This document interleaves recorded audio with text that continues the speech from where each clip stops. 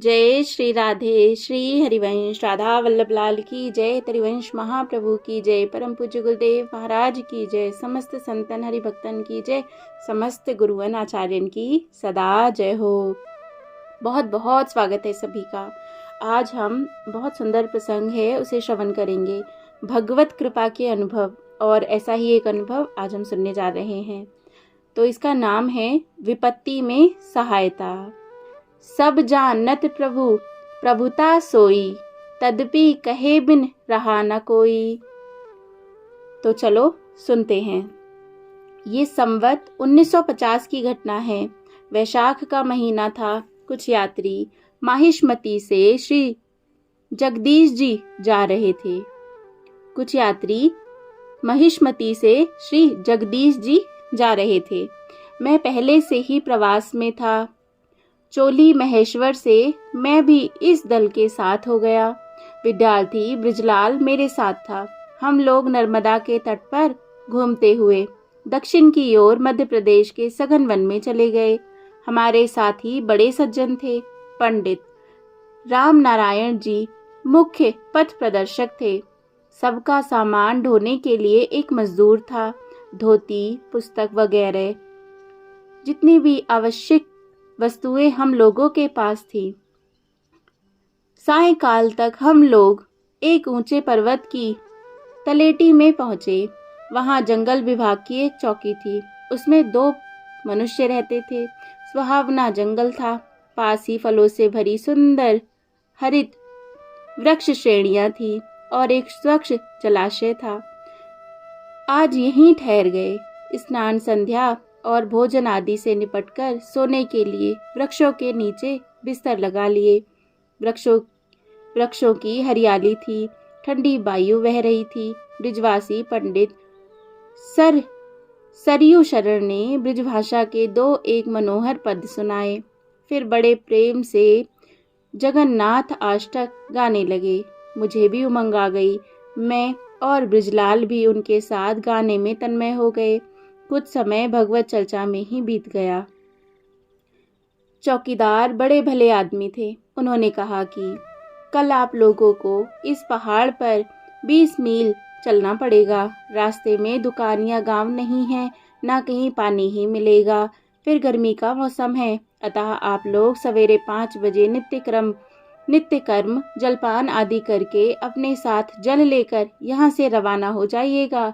भयंकर जंगल है, सावधानी से जाना पड़ेगा। यह सुनकर सब चुपचाप सो गए।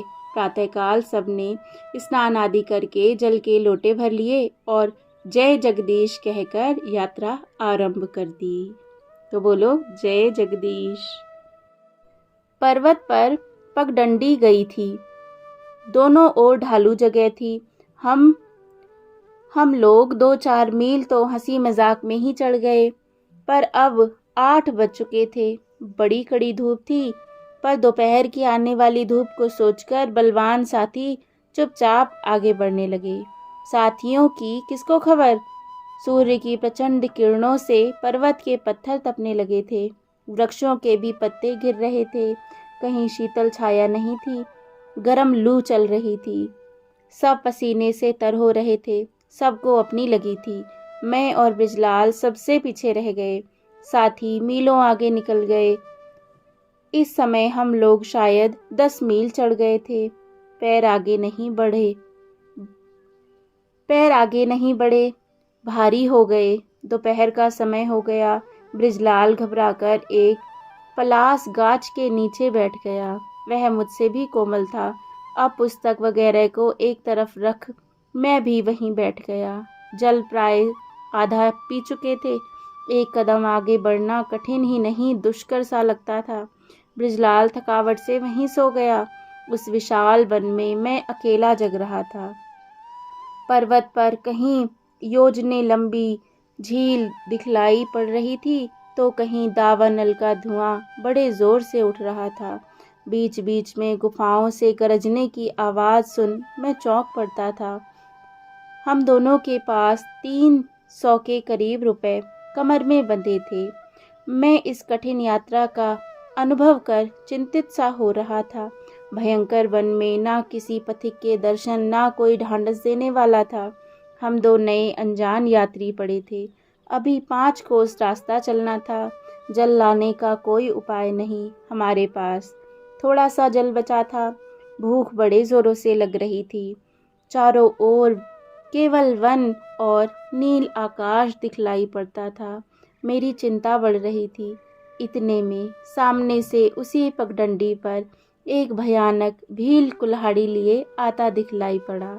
उसकी आंखें लाल थी और चाल में बड़ी तड़क भड़क थी। मैंने सोचा यह ज़रूर कोई डाकू है। ब्रिजलाल को धीरे से जगाया और कहा, यह देखो लुटेरा आ गया, अब हम नहीं बचेंगे। ब्रिजलाल घबराकर कांपने लगा। मैं भी धैर्यच्युत हो गया था। वह हमारे नज़दीक अपनी पीठ पर की गठरी नीचे रखकर बैठ गया। ब्रिजलाल ने कहा, भाई हमारे पास जो है वह ले लो, पर हमें जान से मत मारो। यह सुनकर वह मुस्कुराया और बोला, हमें थोड़ा पानी पिलाओ। मेरे होश उड़ गए, क्योंकि यह थोड़ा ही पानी ही हमारा जीवन था।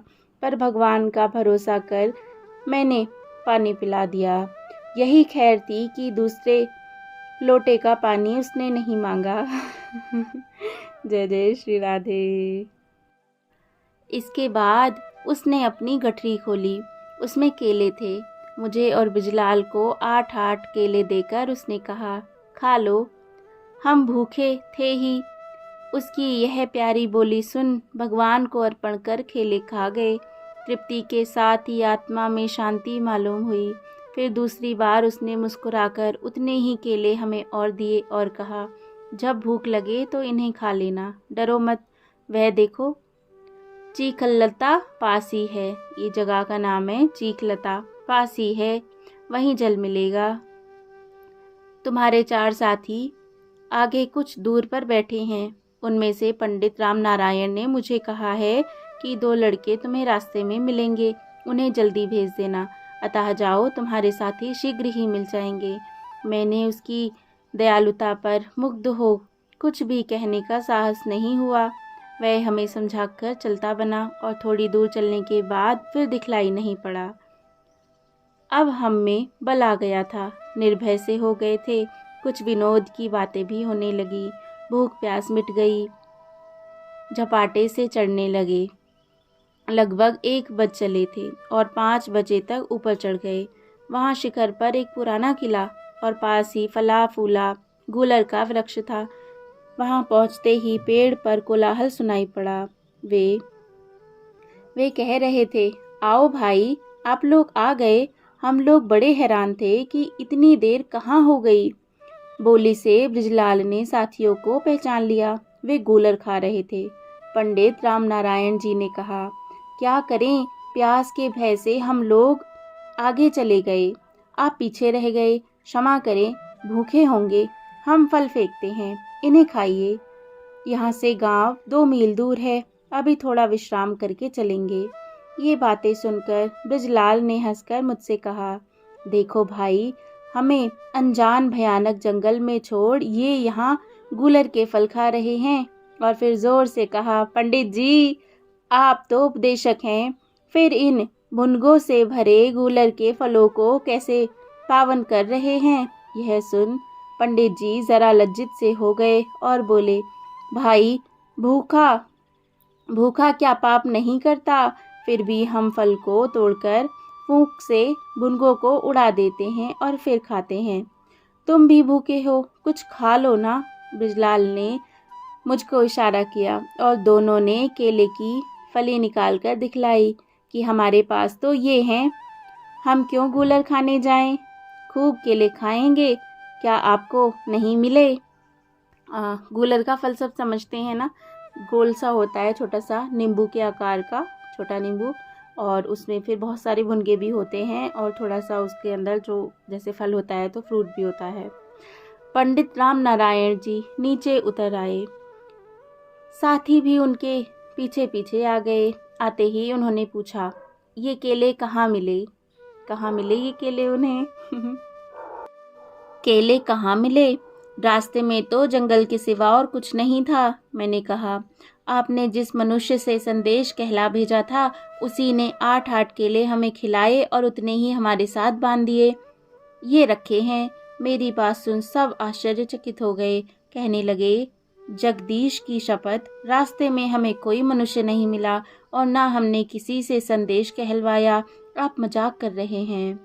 मैंने पंडित राम नारायण जी का हाथ पकड़कर कहा, पंडित जी, क्या मैं आपसे मजाक कर सकता हूँ? जगदीश यात्रा में आपसे जो कुछ कहा है बिल्कुल सच है। सुनकर पंडित सरयू शरण जी स्तब्ध से हो गए। इस बात का सब पर प्रभाव पड़ा। सभी गहरे विचार में डूब गए। मैं तो अभी तक उसे जंगली पथिक समझ रहा था, अब मेरा हृदय भी डामाडोल होने लगा। रास्ते में साथियों से ना मिलकर उसने उनकी संख्या और नाम कैसे बतला दिए। प्रभु की अद्भुत लीला थी, अद्भुत लीला। इसी समय पंडित सरयू शरण ने रोते हुए केले मांगे। मैंने 16 केले उनके सामने रख दिए। सबने 2-2 केले उठा लिए। पंडित सरयू शरण जी तो छिलके सहित खा गए। बाकी केले हमारे लिए बच गए। मेरे हृदय में हिलोरें उठने लगीं। हृदय भर आया। वियोग से रहा नहीं गया। मैं रो पड़ा और कहने लगा, हे दया सिंधु, केले खिलाने वाले कौन थे जिन्होंने जल पीकर हमें ढांढस बंधाया, नई शक्ति का संचार कर इस पर्वत पर पहुंचा दिया। वे पतित पावन प्रभु कहाँ गए? मैं बार बार इसी प्रकार कहकर रोने लगा। पंडित सरयू शरण ने मुझे हृदय से लगाकर कहा, वे दया सागर थे, घट घट की जानने वाले अंतर्यामी प्रभु थे। हम लोगों ने आप दोनों को अकेले छोड़कर जो अपराध किया है उसे क्षमा करो और अब कुछ ना बोलो।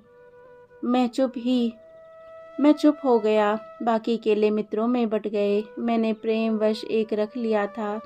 वह बहुत दिनों तक सूखता रहा, पर अब 40 वर्ष तक कैसे रहता। फिर भी उसका चूर्ण एक डब्बी में अब भी सुरक्षित पवित्र स्थान में रखा है। हमारे दुख में सहायता पहुंचाने वाले ये कौन थे, यह तो प्रभु ही जानते हैं। जय जय श्री राधे। कितना सुंदर प्रसंग है ना। गोस्वामी श्री लक्ष्मणाचार्य जी वाणी भूषण, उन्होंने इसको लिखा है। जय जय श्री राधे, जय जय श्री राधे। कितना प्यारा ये प्रसंग है ना। भगवान विपत्ति में तो भगवान ही सहायता करते हैं। जय हो श्री भगवान की जय हो। जय जय श्री राधे श्याम।